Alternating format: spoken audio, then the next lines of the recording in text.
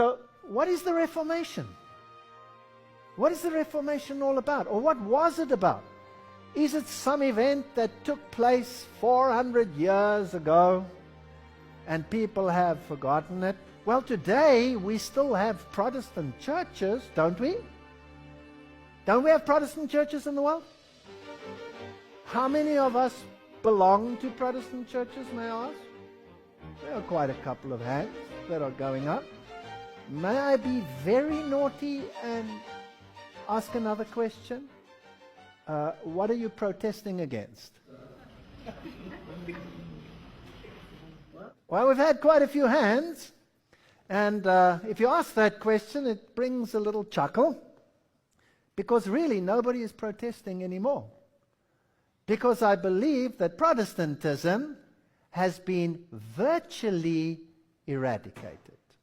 And we need to know why the Reformers were Protestants. Now, what does it mean to be a Protestant? You know, it has this negative image. You're protesting.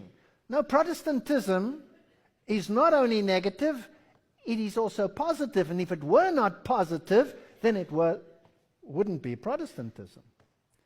Well, let's have a look at this definition. It says, Protestantism has a positive and a negative meaning.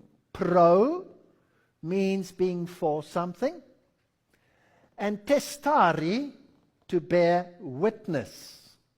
So a true Protestant is a witness for the truth. That's what it means to be protestari, to be a Protestant.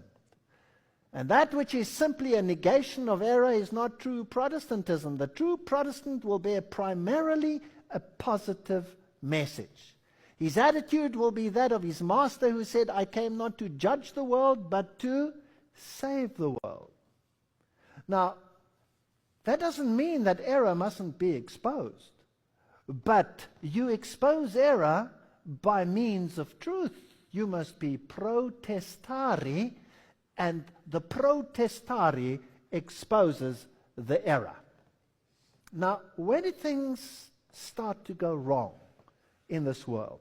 And why was it necessary to have a protestari and a protest? Well, it all started off long ago in history. There was a man by the name of Augustine, and he wrote a book, The City of God. And in this book, Augustine expounded a theology that the church was the kingdom of God, and the kingdom of God found its reality in the church.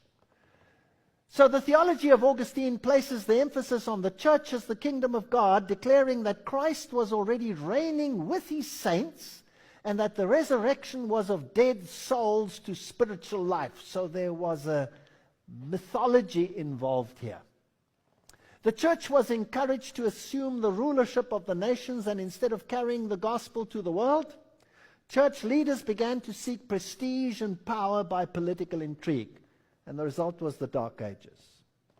So here you have this mega structure developing, trying to incorporate the entire world as the city of God, the kingdom of God, as it were.